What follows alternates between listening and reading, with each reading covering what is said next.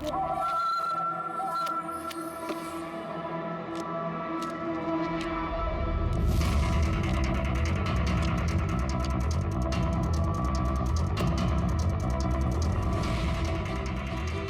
রইল আমার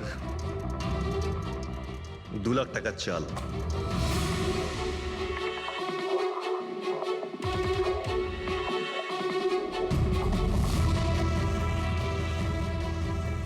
আমার 3 লাখ টাকার চাল।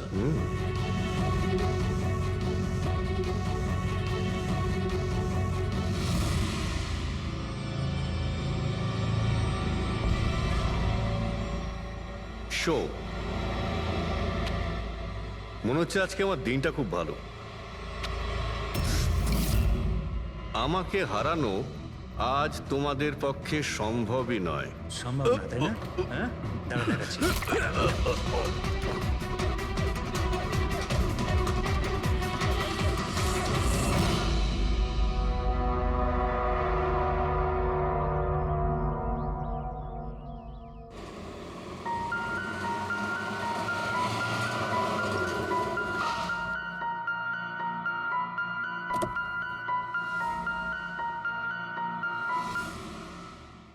চলো বাচ্চারা,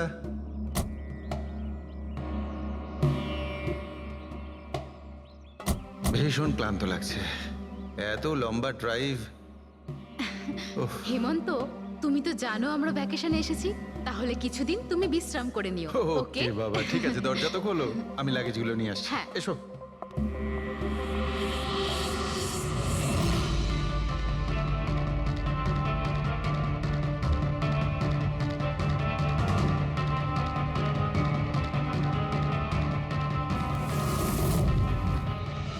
হেমন্ত, হেমন্ত তাড়াতাড়ি এদিকে এসো। এই এই দরজাটা। তুমি ওদের গাড়িতে বসাও, আমি দেখছি। হেমন্ত, সাবধানে প্লিজ। চলো চলো চলো।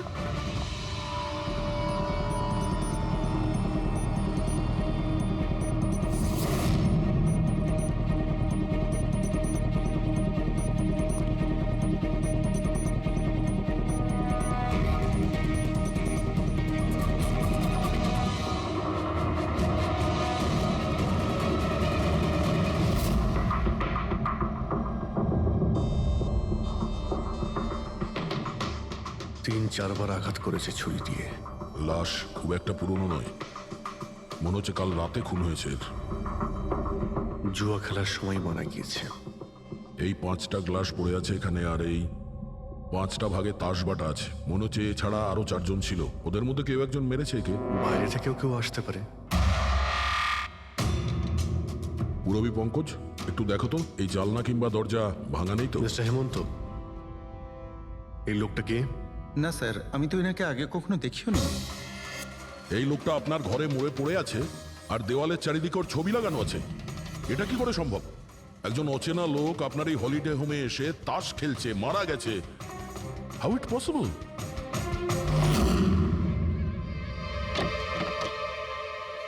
আচ্ছা, এখানে কোনো গার্ড নেই? ছিল স্যার, বহু বছর একজন গার্ড ছিল, কিন্তু ওই মাস চারেক আগে তার মৃত্যু হয়, ব্যাস, তারপর থেকে আর কেউ নেই। আমি ভেবেছিলাম যে এবার একজন নতুন গার্ড রাখবো। আমায় বিশ্বাস করুন, আমি একদম সত্যি বলছি, আমি এই ভদ্রলোককে চিনিও না। উনি এখানে কি করছিলেন, ওনার ছবি এখানে কেন টাঙানো, আমি কিচ্ছু বুঝতে পারছি না।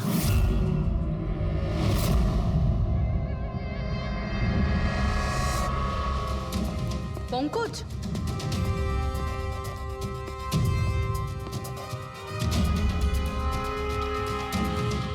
স্যার স্যার, জোর করে তো কেউ ভেতরে ঢোকেনি। হ্যাঁ, পিছনের দরজায় তালা নেই কোনো, আর তার ছিটকানিটা বাইরে থেকে খোলা যায়। ওখান থেকে এসছে ওরা। আর স্যার, এই লিভিং রুমের যে জানলাটা আছে, এর বাইরে একটা কাটার ঝোপ আছে। ঝোপের মধ্যে এইটা পেলাম স্যার, কাপড়ের টুকরো। মনে হচ্ছে কেউ এর উপরে নজর রাখছিল ওখান থেকে, আর তাড়াহুড়ো করে দৌড়তে গিয়ে তখন এই কাপড়ের টুকরোটা ওইখানে আটকে যায়। মৃত ব্যক্তি ছাড়া এখানে আরো 4 জন ছিল, আর একজন লোক বাইরে, সব মিলিয়ে 5 জন। তাহলে এই ক্রাইমের অন্তত 5 জন সাক্ষী আছে। যদি ওই 5 জনের মধ্যে একজনকেও ধরতে পারা যায়, তাহলে জানা যাবে কাল রাতে এখানে কি হয়েছিল। তিনজন লোক আছে যারা এই খুনটা সম্বন্ধে জানে এবং তারা যে খুন হয়েছে তার ছবি দেখে চিনতে পেরেছেন। কখন আসছে ওরা? একটা সময়। 5 জনের মধ্যে 3 জন প্রথমবারই পাওয়া গেল, নট ব্যাড। আর স্যার, ওনারা নিউজ দেখে নিজেরাই আমাদের সঙ্গে দেখা করতে এসেছিলেন। অসাধারণ ব্যাপার। সমাজে যদি বাজে লোক থাকে, ভালো লোকও অনেক আছে স্যার। কিন্তু ওরা কাল রাতে রিপোর্ট লেখালো না কেন? স্যার স্যার এরা ওই 3 জন, প্রীতম, রণবীর, বিক্রম। প্রীতম, রণবীর আর বিক্রম। তোমরা সবাই জানো ওই খুনটার ব্যাপারে? স্যার। তিনজনের আলাদা করে স্টেটমেন্ট নাও। স্যার, যখন সিডের খুন হয়েছিল তখন আমি ওখানেই ছিলাম। সিড? ওর নাম সিড ছিল? হ্যাঁ স্যার। স্যার, আমি ওদের চিনতামও না। কালকে প্রথমবার ওদের সাথে দেখা হয়েছে, আর কালকেই খুন হয়ে গেল। এক মিনিট। সব কিছু ঠিক মতন বলবে। স্যার, আসলে ওই যে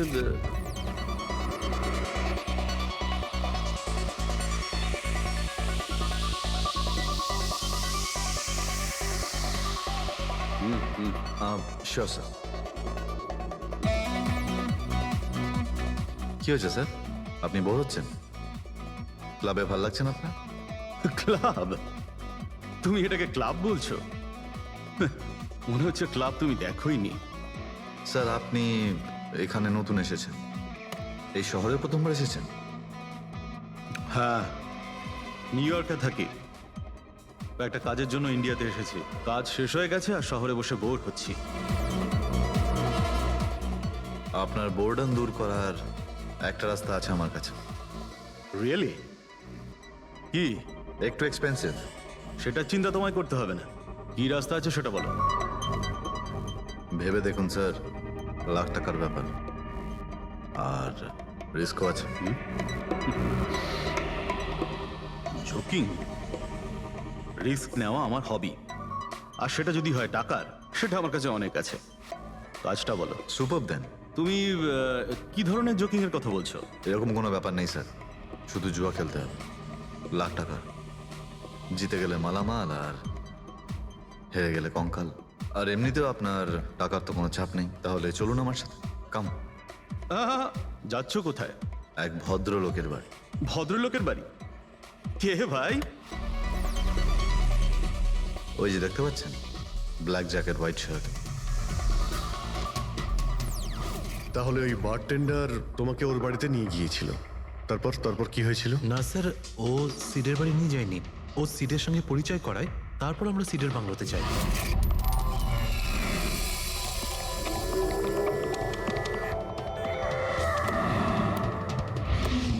আর যখন আমরা ওখানে পৌঁছলাম তখন আগে থেকেই দুজন ওখানে ছিল।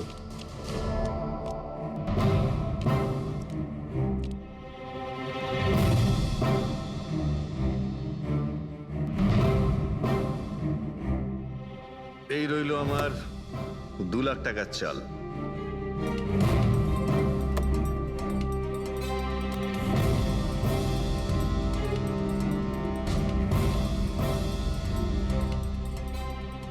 শো দেখা। দারুণ ব্যাপার ভাই। কি খেয়ে বসেছিস? জিতেই চলেছিস। আমাদেরও বলে দে, আমরা একটু টাকা কামাই। ভাই, যদি খেলেই যেতে পারা যেত তাহলে তো কোনো কথাই ছিল না। এগুলো সব কপালের ব্যাপার, আর আজ আমার কপাল ভীষণ ভালো। সেটাই মনে হচ্ছে। তাহলে একটা ডিল হয়ে যাক। হয়ে যাক। এটা কি করে হতে পারে?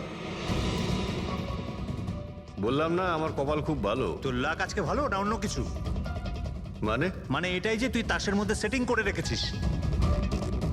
এ নিশ্চয়ই তাসের মধ্যে কিছু গোলমাল করে রেখেছে। ভাই, এর বাড়ি হয়তো কোনো ক্যামেরাও লাগিয়ে রেখেছে, নাকি তাসে গন্ডগোল করে রেখেছে। ভেবে দেখার ব্যাপার। তোর মনে হচ্ছে আমি চিটিং করছি? অফকোর্স। নাহলে আমাদের মধ্যে কারো হাতে ভালো তাস এলো না কেন? ওর এলো না, আমার এলো না কেন? তুই চিটিং করছিস? চিটার? এই, তুই আমাকে চিটার বলছিস? হ্যাঁ, তোকে চিটার বলছি। ও, হার মেনে নিতে পারছিস না তুই, তাই তো? খোকা, এটা বড়দের গেম, বাচ্চাদের নয়। যদি এখানে জিততে হয় না, তবে কার্ডে জিততে হয়। তাহলে বেরিয়ে যায় এখান থেকে। মুখ সামলে কথা বল। কি করছিস কি? কি করছিস কি ভাই? আরে ওকে তাড়া কেউ এখান থেকে। তার মানে হরিশ ওখান থেকে চুপ করে বেরিয়ে গেল। হ্যাঁ স্যার, প্রথমে আমারও মনে হচ্ছিল যে ও চলে গেছে, কিন্তু ও কিচেনে গেছিল। কিচেনে? হ্যাঁ স্যার, কিচেনে। যখন ও কিচেন থেকে বেরোলো তখন ওর হাতে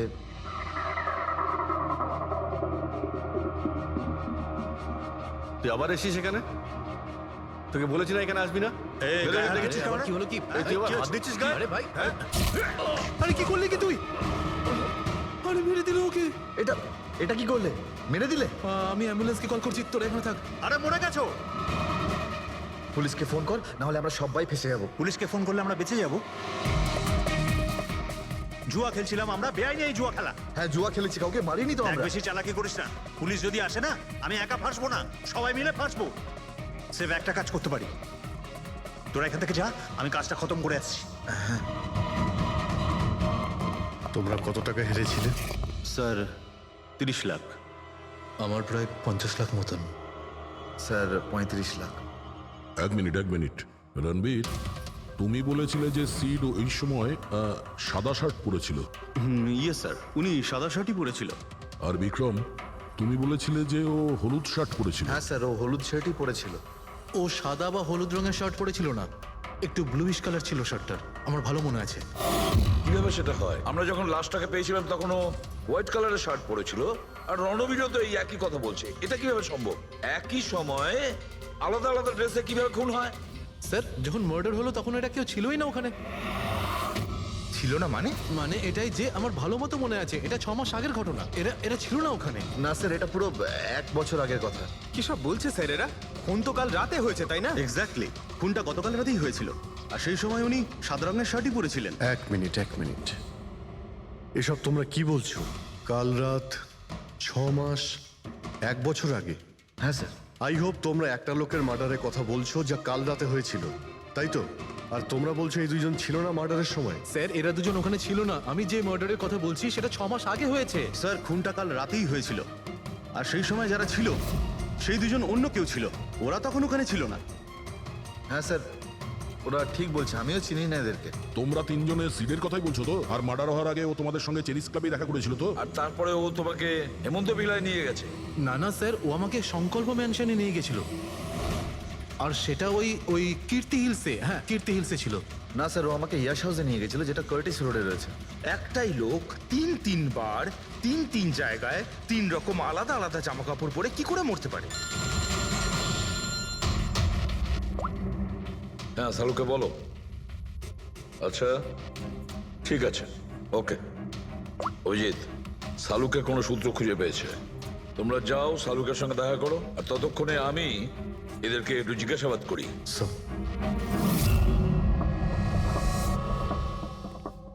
হ্যাঁ, এসো ভাই, এসো। দেখো আমি কি পেয়েছি। আরেকটা কথা বলতে হবে, এই কেসটা বড় অদ্ভুত। হ্যাঁ ডক্টর সালুকে, কেসটা তো খুবই অদ্ভুত, আর যেগুলো আমরা জানতে পেরেছি ওগুলো। আরে না ভাই, ওইটাও তো অদ্ভুত নয়, আমি যেটা তোমাদের বলতে যাচ্ছি সেটা অদ্ভুত। হ্যাঁ, কি হলো? তুমি এদিক ওদিক কি দেখছো? কিছু না। ঠিক তো? না, আমি আপনার কথাই শুনছি। কি বলছেন স্যার? ও আচ্ছা, হ্যাঁ, তো আমি কি বলছি? ও হ্যাঁ, অদ্ভুত। দেখো, আমি এর রক্তের সঙ্গে সঙ্গে রক্তের মতো আর একটা জিনিস পেয়েছি। রক্তের মতো? স্যার আপনার সন্দেহ একদম ঠিক ছিল, এটা ডাই ছিল। আরে সারিকা, তুমি এসে গেছো? মানে আমি বলতে চাইছি, কি বলছো তুমি? লাল ডাই? কি করে? আরে বাহ, কনসেন্ট্রেশন ফিরে পেয়েছো তুমি? আরে আমার কনসেন্ট্রেশন কোথায় গিয়েছিল? তোমরা সব সময় না আমার পিছনেই পড়ে থাকো। ও আচ্ছা। আমি সিডের বডি থেকে এই প্লাস্টিক ব্যাগটা পেয়েছি। এই ব্যাগ ওর শার্টের ঠিক নিচে ওর বডির সাথে টেপ দিয়ে আটকানো ছিল, আর এই ব্যাগটাতেই একদম রক্তের মতো ডাই রাখা হয়েছিল।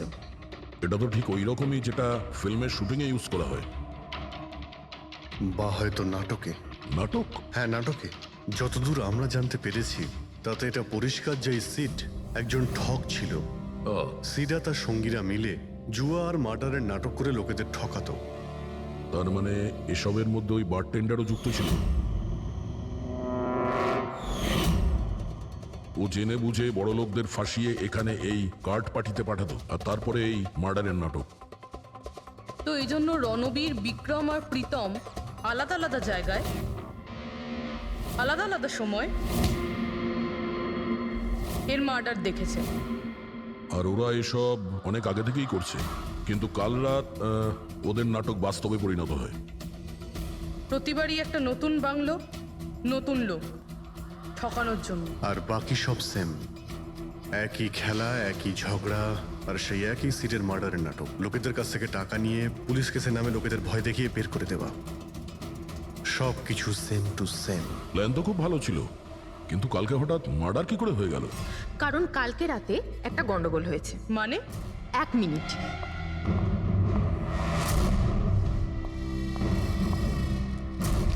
স্যার, আর এই হচ্ছে ছুরি। এই ছুরিটাও সেই রকমই নকল যেমন এই রক্তটা। যদি এটাকে কারোর শরীরে মারা যায় তখন এটা শরীরের ভেতরে যায় না, এটা ছুরির ভেতরেই চলে যায়। এই দেখো। কিন্তু ডক্টর, এটা যদি নকল চাকু হয় তাহলে এই নকল চাকু দিয়ে সিড মারা গেল কি করে? কালকে রাতে একটা ভুল হয়েছিল। এখানে একটা পেঁচ আছে, এই দেখো। যদি এই পেঁচটাকে ঘুরিয়ে দেওয়া যায় তখন এই ফলাটা আটকে যায়, ভেতরে ঢুকতে পারে না। তারপর এই ছুরিটা দিয়ে কেউ যদি আঘাত করে শরীরের ভেতরে ঢুকে যায়। কেউ ইচ্ছে করে এই ছুরিটাকে এরকম বানিয়েছে যাতে সিড মরে যায়। এরকম তো সেই লোকটাই করতে পারে যে এই খেলার ব্যাপারে সব কিছু জানতো। এটা বোধহয় সে যে লিভিং রুমের ব্যালকনিতে ছিল, যার কাপড়ের টুকরো আমরা পেয়েছিলাম। আর দ্বিতীয়ত, আমাদের খুনির কাছে সে পৌঁছবে যে বাকি লোকেদের কার্ড পার্টি পর্যন্ত পৌঁছেছে। ওই বারটেন্ডার দিনেশ।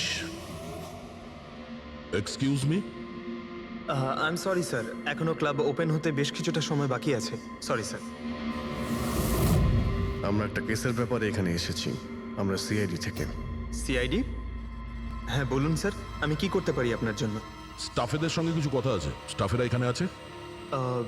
এখন সবাই তো এখানে নেই, কিছু লোক আছে যারা লকার রুমে ইউনিফর্ম চেঞ্জ করছে। আপনাদের একজন বারটেন্ডার দিনেশ, সে কোথায়? ম্যাম, কাল থেকে ও কাজে আসেনি, জানি না না বলে কোথায় গেছে। আচ্ছা স্যার, ব্যাপারটা কি? ও কিছু ঘটিয়েছে নাকি? করেছে কি করেনি সেটা পরে আপনি জানতে পারবেন। আপাতত আপনি ওর অ্যাড্রেস দিন আমাদের। স্যার, ও এখানে যে অ্যাড্রেস দিয়েছিল সেটা ভুল অ্যাড্রেস। অ্যাকচুয়ালি ও যখন উধাও হয়ে গিয়েছিল এখানে অ্যাড্রেস বুক থেকে ওর সব ডিটেলস বার করেছিলাম আমি, কিন্তু তারপর দেখলাম যে অ্যাড্রেসটা ভুল। আপনি চাইলে আমি আপনাকে অ্যাড্রেসটা দিতে পারি, কিন্তু আমার মনে হয় না আপনি ওকে ওখানে খুঁজে পাবেন। আপনি যখন কাউকে কাজে রাখেন তখন তাদের ডিটেলস নিয়ে রাখেন না? আপনি কি জানেন আপনার এই বারকে সামনে রেখে ও লোককে ঠকাতো? হোয়াট? আর আমরা এখন ওকে একটা খুনের ব্যাপারে খুঁজছি। Murder? I am sorry ma'am, আমি সত্যি জানতাম না। সেই জন্যই আগে থেকে ভালো করে খোঁজ নিতে হয়। রুলসগুলো আপনার ভালো করে ফলো করা উচিত ছিল। আগে থেকে এগুলো করলে আজকে এরকম প্রবলেম হতো না। I am sorry sir. আচ্ছা, এই দিনের সম্পর্কে আর কি বলতে পারো? কিছু জানো ওর সম্পর্কে? না স্যার, তেমন বিশেষ কিছু নয়, কারণ ও খুব কম কথা বলতো, বেশিরভাগ চুপ করেই থাকতো। সেই জন্য ওর বন্ধু কম ছিল, শুধু এক মেয়ে ছাড়া, মানসী। ও এখানে ওয়েট্রেসের কাজ করে। ওদের মধ্যে ভালো ভাব ছিল, যদিও ওরা দুজনে কোনোদিন এটা প্রকাশ করেনি, কিন্তু আমার মনে হয় যে ওদের মধ্যে প্রেমের সম্পর্ক ছিল। তো আপনি মানসীকে জিজ্ঞেস করেননি কি ছিল ওদের মধ্যে? জিজ্ঞেস করেছিলাম ওকে, কিন্তু ও নিজেও জানে না। কোনো ব্যাপার না, মানুষকে একবার ডাকুন তো। ঠিক আছে স্যার। স্যার, মানসী। মানসী, দিনেশ তোমার বন্ধু ছিল? ছিল মানে? ও ঠিক আছে তো? দেখো, একটা খুন হয়েছে, আমরা সন্দেহ করছি দিনেশ ওটাতে ইনভলভ আছে। আমরা ওকে খুঁজছি। তুমি জানো কোথায় আছে ও? আমি নিজেই অনেক টেনশনে আছি, ওর ফোনও লাগছে না। আর ও এখানে যে অ্যাড্রেসটা দিয়েছিল সেটাও নকল। আর আপনারা বলছেন যে ও কোনো মার্ডারের সাথে যুক্ত? আচ্ছা, আপনি তো ওকে খুব ভালো করেই জানতেন না? হ্যাঁ স্যার, আমরা একে অপরকে ভালোবাসতাম আর আমরা বিয়েও করতে চলেছিলাম। সেই জন্য ও কিছু টাকা জোগাড় করতে চাইছিল। আচ্ছা, ও এই টাকাটা ক্লাবের চাকরি থেকে জমাচ্ছিল নাকি অন্য কোনো সাইড বিজনেস ছিল ওর? চাকরি ছাড়া ও শেয়ার বিজনেসে ওর টাকা লাগিয়েছিল। আর আমাকে বলতো যে ও অনেক টাকা রোজগার করছে, আমাকে দামি দামি গিফট দিত আর দামি দামি রেস্টুরেন্টও নিয়ে যেত। তো ও তোমায় ওর ঠকানোর বিজনেসের ব্যাপারে কিছুই বলেনি? ওর কোনো ছবি আছে তোমার কাছে? হ্যাঁ আছে। করাও অভিজিৎ, করাও। তিনজনের স্কেচ তো করা হচ্ছে। একটা কথা তো পরিষ্কার যে চারজন সবাই একসঙ্গে কোনো গর্তে লুকিয়ে বসে আছে। হ্যাঁ স্যার, স্যার এরা ঠক কিন্তু খুনি নয়। ভুল করে এদের হাতে খুন হয়ে গেছেন। 100% এরা ভয় পেয়েই কোথাও লুকিয়ে রয়েছে। ব্যাস, এই ভয়টাকেই আমাদের কাজে লাগাতে হবে। এমন ভাবে ভয় দেখাতে হবে যে ওরা নিশ্চয়ই কোনো ভুল করে থাকবে আর আমরা খপ করে ধরে ফেলবো। স্যার, স্যার, হ্যাঁ স্কেচ তৈরি। ওকে স্যার, হ্যাঁ, এই তিনজনই জুয়ারি, আর যে ছুরি মেরেছে সে হলো হরিশ। একটা কাজ করো, এই তিনটে স্কেচই আর ওই বারটেন্ডারের ছবি প্রতিটা police station, railway station, bus stand, লজে সব জায়গায় পাঠিয়ে দাও আর সমস্ত নিউজ চ্যানেলেও পাঠিয়ে দাও। আর ওদেরকে জানিয়ে দাও যে 24 ঘন্টা যেন এদের ছবি দেখানো হয়। প্রত্যেকটা বাড়িতে এদের ফটো দেখাতে হবে। তারপরে দেখবো কতদিন লুকিয়ে থাকে আমাদের হাত থেকে। এই 4টে ফটো খুব ভালো করে দেখুন। এই 4জন এই হত্যাকাণ্ডে জড়িত। এদের ব্যাপারে কোনো রকম সূত্র বা কোনো রকম খবর পেলে সিআইডি কে এই নাম্বারে খুব তাড়াতাড়ি যোগাযোগ করবেন। এরা খুবই ভয়ানক। এরা সবাই ইন্ডাস্ট্রিয়ালিস্ট হেমন্ত কুমারের ফার্ম হাউসে নিজেরই এক বন্ধুকে খুন করে পালিয়ে গেছে। পুলিশরা অনেকক্ষণ ইনভেস্টিগেশন করার পরেও সেখান থেকে কোনো কিছুই খুঁজে পাওয়া যায়নি। সিআইডি এদের সবাইকে খুঁজছে। এই হলো এদের ফটো।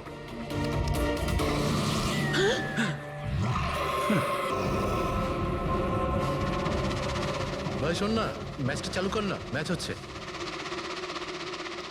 এরা সবাই ইন্ডাস্ট্রিয়ালিস্ট হেমন্ত কুমারের ফার্ম হাউসে নিজেরই এক বন্ধুকে খুন করে পালিয়ে গেছে। সিআইডি এদের সবাইকে খুঁজছে। এই হলো এদের ফটো। দেখলি তুই, এরা তো সবকিছু জেনে ফেলেছে। ভাই ছবি টবি সব দেখাচ্ছে, সমস্ত ডিটেলস দেখাচ্ছে।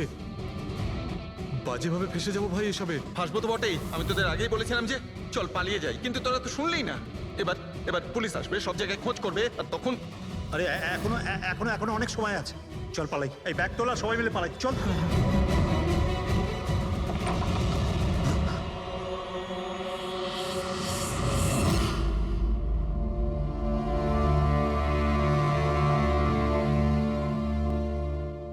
স্যার, সিট তো আমার খুব ভালো বন্ধু ছিল, আমার পার্টনার ছিল, সবকিছু ঠিকঠাক চলছিল। এতদিন ধরে কোনো গোলমাল হয়নি। ওই রাতে কি যে হলো, আমি তো অন্যান্য বারের মতোই নকল ছুড়েই মেরেছিলাম, কিন্তু মানে মানে জানি না কিভাবে কিভাবে মরলো, আমি জানি না। এও জানে না। ওসব নাটক বন্ধ করো আর সত্যি করে বলো। বলো। স্যার, আমরা ধনী আর এনআরআই লোকদের বোকা বানিয়ে ঠকাতাম, আর দিনেশ ওই জেডিস ক্লাব থেকে এই ধরনের বোকাদের সিডের কাছে আনতো। তারপর আমরা সেই বড় লোক এনআরআই লোকগুলোকে কোনো খালি নির্জন বাংলোয় নিয়ে যেতাম, যেটা আমরা প্রথম থেকেই সিডের বাংলোর মতো সাজিয়ে রাখতাম। হ্যাঁ স্যার, আমার একটা বিজনেসও আছে স্যার, রিয়েল এস্টেটের বিজনেস। তাই স্যার এই কাজের জন্য এরকমই খালি শুনশান বাংলোর খোঁজ করতাম আমি স্যার, আর তারপর অ্যাভেলেবেল করাতাম এই কাজের জন্য স্যার। স্যার প্রথমে আমরা মুরগিকে জিততে দিই, আর তারপর যখন সে ভরসা পেয়ে যায় তখন সিট জেতা শুরু করে দেয়। এই সব কিছুর প্ল্যান থাকতো স্যার, সিট জিততেই থাকতো, আর আমি আর ওরা আমার মধ্যে ঝগড়া শুরু হতো, আর আমি রেগে গিয়ে ওকে খুন করে দিতাম, মানে মিথ্যে করেই। এসব দেখে ধনী এনআরআই লোক ঘাবড়ে যেত আর ওদের টাকা পয়সা ফেলে পালিয়ে যেত। উঠে পর, নাটক শেষ, চলে গেছে ও।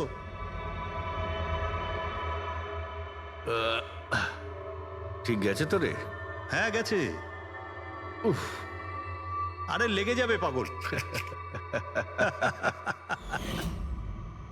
তারপর আমরা ওই টাকাগুলো নিজেদের মধ্যে ভাগ করে নিতাম। ওই রাতেও সব এরকমই হয়েছিল। আমি ওকে ছুরি মেরেছিলাম, আর তারপর পুলিশকে ফোন করা যাক আর সবকিছু ডিটেলে বলে আমি দেওয়া যাক। পুলিশের চক্করে পড়তে চাই না।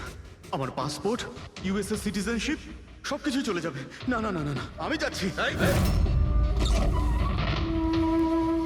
আরে ঘুমিয়ে পড়লি নাকি সিট? আরে ওঠ ভাই, অনেক হয়েছে, আর ওভার অ্যাক্টিং করতে হবে না। Sit set set. আরে এই তো সত্যি মরে গেছে। আরে ছুরিটা সত্যি সত্যি লেগে গেল নাকি ওর? আরে কি বাজে কথা বলছিস কি তুই? আরে সেট ওঠ না। সিট ওঠ না। আরে ছুরিটা কি করে? তুই ছুরিটা ইউজ করার আগে চেক করিসনি নাকি? আরে প্রথমবার করছি নাকি? শুটিংয়ের ছুরি এটা, একটাই তো ছুরি আছে না, কিন্তু এই খুন কি করে হতে পারে? আমাদের পুলিশকে জানাতে হবে। পুলিশকে যদি জানাই তো আমরা সবাই ফেসে যাব। তাহলে কি করব?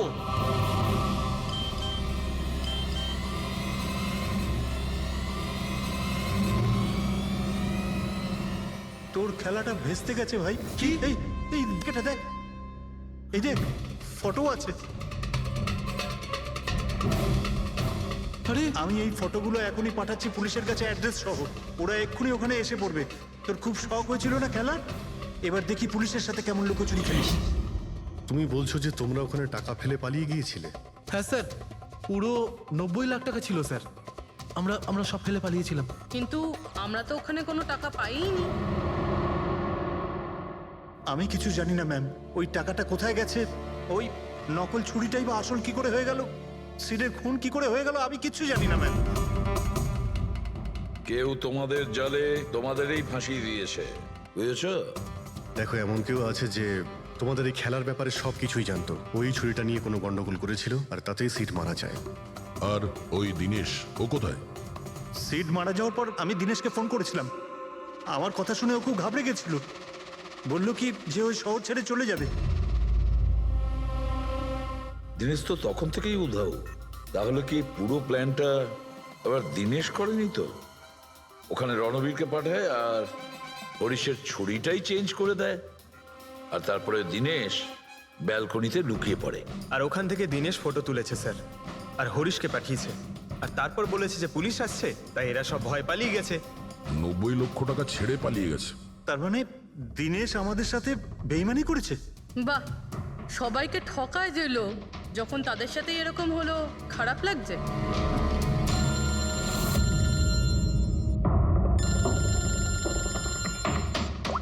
হ্যাঁ বলো সালুকে। ফ্যান্টাস্টিক, ঠিক আছে। সালুকে বললো যে প্রমাণ পাওয়া গেছে, যে জিনিস দুটো আমরা দিনেশের কথায় আমরা পাঠিয়েছি। ওর ইউনিফর্ম আর জিমব্যাগ। হ্যাঁ দা, যে কাপড়ের টুকরো আমরা ব্যালকনি থেকে পাই, ওই টুকরোর সঙ্গে এই দিনেশের ইউনিফর্মের কাপড় ম্যাচ করছে। স্যার, তার মানে খুনি দিনেশ?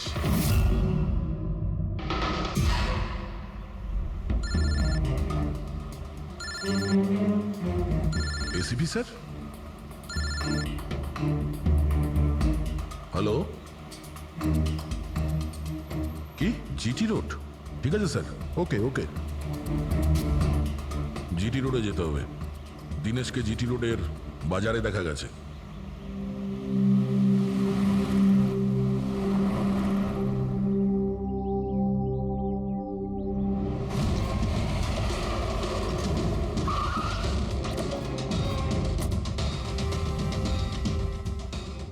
ভাই, এই লোকটাকে দেখেছো এখানে?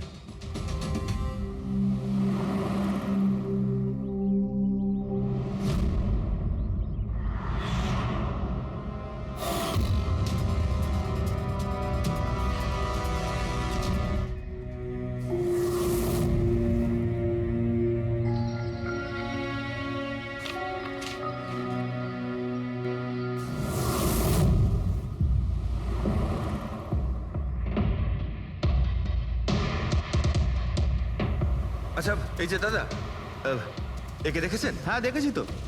কোথায়? ওই তো ওখানে দাঁড়িয়ে রয়েছে। আগে? হ্যাঁ আগে। থ্যাঙ্কস থ্যাঙ্কস, চলো। মা, বাবা, আমায় ক্ষমা করে দিও। আমি তোমাকে অনেক কষ্ট দিয়েছি, তোমাদের মান সম্মান ডুবিয়ে দিয়েছি, কিন্তু একটা সত্যি কথা, আমি খুনি নই, আমি কাউকে খুন করিনি। আমি শুধু একটু টাকা ইনকাম করতে চেয়েছিলাম, কিন্তু আমি জানতাম আজ নয়তো কাল পুলিশ আমাকে ধরেই নেবে। এটা হওয়ারই ছিল।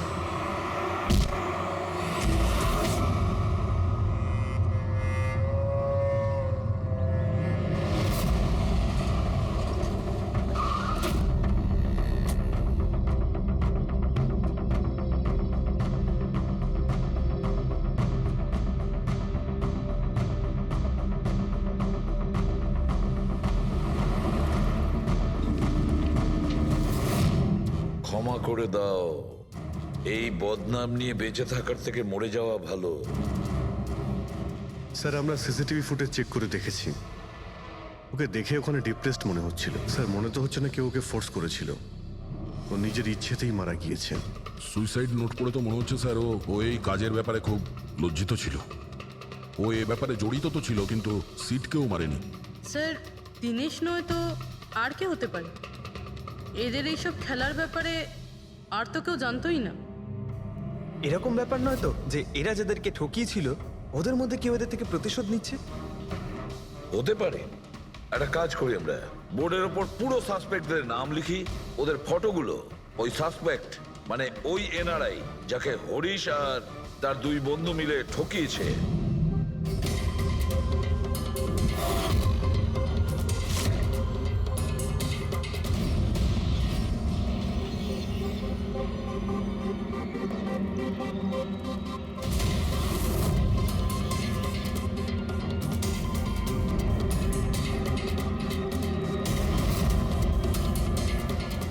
স্যার এই হলো সেই সমস্ত লোকগুলো যারা এই কেসের সঙ্গে জড়িত। অভিজিৎ, খোঁজ নিতে হবে খুনের সময় এরা কোথায় ছিল। পুরো ইনফরমেশনটা আমরা এয়ারপোর্ট ইমিগ্রেশন থেকে পেয়ে যাব। স্যার এই ফটোগ্রাফে যে 8জন লোক আছে সেই সময় তারা ইন্ডিয়াতে ছিলই না। ইনফ্যাক্ট বেশিরভাগ লোকই এই ঘটনার পরে ইন্ডিয়াতে ফেরেইনি। শুধু এই 4 জন ছাড়া এই 3 জন সাক্ষী, বিক্রম, রণবীর, প্রীতম আর মিস্টার রানা। স্যার এক্ষুনি আমি মিস্টার রানার বাড়িতে ফোন করেছিলাম, ওনার ওয়াইফ ধরেছিলেন। বললেন যে 3 বছর আগে উনি মারা গেছেন, আর 3 বছর আগে এরা ওনাকে ঠকিয়েছিল। উনি এই গিল্ট ফেলেই ভুগতেন যে ওনার সামনে কেউ খুন হয়ে গেছিল আর উনি কিচ্ছু করতে পারেননি, যার জন্য উনি নেশার কবলে পড়েন। আর তাহলে বাকি থাকলো 3 জন সাসপেক্ট, প্রীতম, রণবীর আর বিক্রম। প্রীতম আর বিক্রম এরা তো দেশের মধ্যেই ছিল, কিন্তু এই শহরে ছিল না। এবার এই রণবীরই শুধু বাকি থাকলো। রণবীর তো নিজেই ওখানে ছিল, ওই ফটোতেও ছবি আছে। হ্যাঁ স্যার, ও একই সাথে ব্যালকনি আর হল তাতে থাকতে পারে না, এটা অন্য কেউই হবে। তাহলে কে হতে পারে এই খুনি? পঙ্কজ, মিস্টার রানা 3 বছর আগে মারা গেছেন, ওনার পুরো ডিটেলসটা আমার চাই। Sir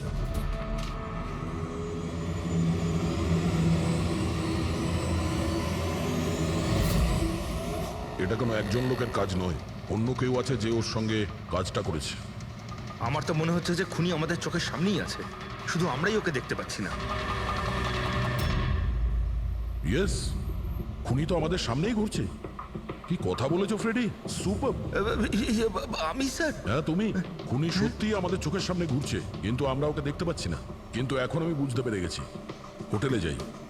hotel? হ্যাঁ হোটেল। থিওরি হিসেবে ওর হোটেলেই থাকার কথা।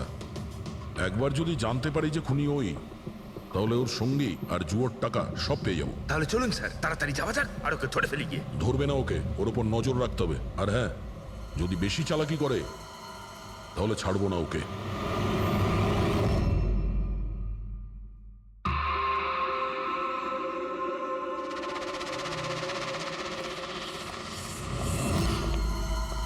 Excuse me.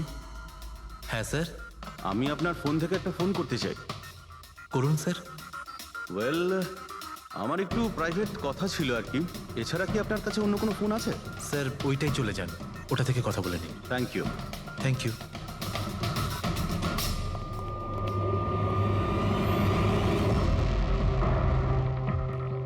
শোনো ভাই। হ্যাঁ স্যার। আমরা সিআইডি থেকে আসছি, আমরা এই লোকটাকে ফলো করছি। এই লোকটা যে কথা বলছে ওটা আমাদের শুনতে হবে যে কি কথা বলছে। স্যার ওই ফোনটা এই ফোনটার সাথে কানেক্টেড। আমার মনে হচ্ছে সিআইডি কিছুই জানতে পারেনি। প্ল্যানটা successful.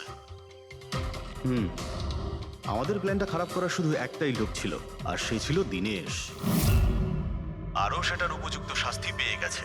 So there is nothing to worry about. You don't worry. আমি যদি কিছু জানতে পারি তোমাকে জানাবো। I love you two.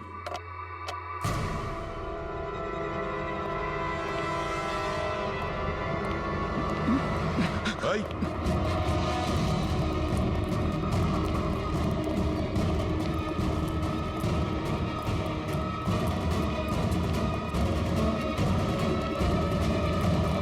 কিচ্ছু জানি না। তুই কিছু বলিস আর না বলিস, তুই ফোনে যা কথা বলছিলি না ওটা আমরা সবাই শুনে নিয়েছি, বুঝলি? শুধু এটা বল, টাকা কোথায়? হ্যাঁ দেখো, মুখ বন্ধ করে কেন নিজের জীবনের সর্বনাশ ডেকে আনছো? তোমার মঙ্গল এতেই, চুপচাপ যা জানো সব বলে দাও। টাকাটা ওর কাছে রয়েছে।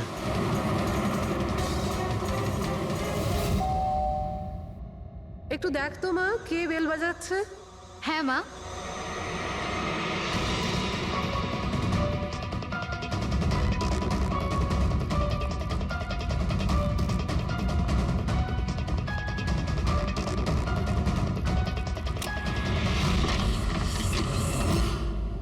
হাই, চিনতে পেরেছো? স্যার, মানসী। অ্যাকচুয়ালি আমরা আপনার বাড়ির তল্লাশি নিতে চাই। Search warrant. কি ব্যাপার? আপনারা কারা? সিআইডি, আমাদের কাছে আপনার বাড়ির তল্লাশির অর্ডার আছে। কিন্তু আমরা কি করেছি? আপনারা এখানে কেন এসেছেন? খুব তাড়াতাড়ি জানতে পারবে। চেক করো।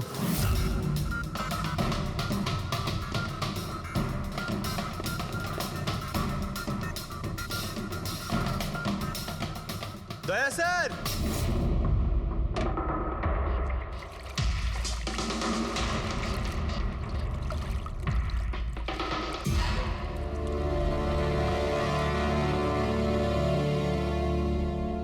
চলো। এই নোটগুলোতে রক্ত লেগে রয়েছে। ডিএনএ টেস্ট করলেই জানতে পেরে যাব যে এই রক্তটা সিডের, তাই না? এবার বলো, কিছু জিজ্ঞেস করবে? এখন এ জিজ্ঞাসা করবে না, আমরা জিজ্ঞাসা করব বিউরোতে। কিন্তু আপনারা আমাকে কেন সন্দেহ করলেন? শেষবার আমাদের মনে হয়েছিল যে দিনেশ খুনি, কিন্তু ও সুইসাইড করে প্রমাণ করে দিয়েছে যে ও খুনি নয়। মানুষ, এটা কি চেনো? এটা তোমার ইউনিফর্মের কাপড়ের টুকরো। এটার কারণে আমরা তোমাকে সন্দেহ করছি, বুঝেছো? আর তারপর আমরা এইটা খোঁজ লাগালাম যে তুমি এরকম কাজ করলে কেন। আপনি জানতেন যে আমি এসব কেন করেছি? মিস্টার রানা, আপনার বাবা ছিল, রাইট? হ্যাঁ, উনি আমার বাবা ছিলেন। আর ওনার প্রাণ সিট আর ওনার সঙ্গীতের জন্য গেছে। উনি ওই ঘটনাটা কিছুতেই ভুলতে পারেননি। আর উনি একজন ডায়াবেটিসের রোগী ছিলেন। তারপরে উনি প্রচুর ড্রিঙ্ক করতে শুরু করে দিয়েছিলেন। উনি কি জানতেন এগুলো যা হচ্ছে সেগুলো সবই নাটক? না, উনি কিছুই জানতেন না। যদি এটা জানতেন তাহলে নিজের প্রাণ নিতেন না। উনি তো এই সব কিছুকে সত্যি মনে করতেন। ইউএসএতে ছিলাম আমি, যখন মা আমাকে কল করলো। বাবার অবস্থা খুব খারাপ ছিল। যখন আমি ইন্ডিয়া আসলাম তখন উনি আমাকে বললেন যে আমাকে ওনার কোনো অসম্পূর্ণ কাজ পূর্ণ করতে হবে আর ওনার অপরাধীদের শাস্তি দিতে হবে। তারপরে আমিও বাবাকে প্রমিস করেছিলাম যে আমি ওনার অসম্পূর্ণ কাজ শেষ করব। তারপরে উনি আমাদের সবাইকে ছেড়ে চলে গেলেন। তারপরে তুমি কি করলে? তারপরে আমি খোঁজ করা শুরু করি, কিন্তু ওই সময় এরকম কোনো কেস রেজিস্টারই হয়নি। কিন্তু পরে আমার মনে পড়েছিল, বাবা বলেছিল যে এই জেডিস ক্লাবে দিনেশ ওনাকে সিডের সাথে দেখা করিয়েছিল। তো এইভাবে তোমার সঙ্গে দিনেশের দেখা হয়? হ্যাঁ, তারপরে আমি ওখানে ওয়েটারে চাকরি করা শুরু করি। দিনেশকে নিজের বন্ধু বানাই আর ধীরে ধীরে ওর কাছে আসতে থাকি। তারপরে পুরো বিষয়টাই আমি বুঝতে পেরেছিলাম যে কিভাবে ওরা আমার বাবাকে বোকা বানিয়ে আমার বাবার থেকে টাকা নিয়েছিল। কিন্তু আইনের কাছে সাহায্য চাওয়ার বদলে তুমি আইন নিজেই হাতে নিয়ে নিলে। বেইমানির বদলে বেইমানি। দিনেশের সঙ্গে তুমি ভালোবাসার নাটক করেছিলে। হ্যাঁ, আমি নাটক করেছি। ওদেরকে উপযুক্ত শাস্তি দেওয়ার জন্য আমি এটা করেছিলাম। আর এতে তোমার সাহায্য করেছে তোমার প্রেমিক, তোমার আসল বয়ফ্রেন্ড।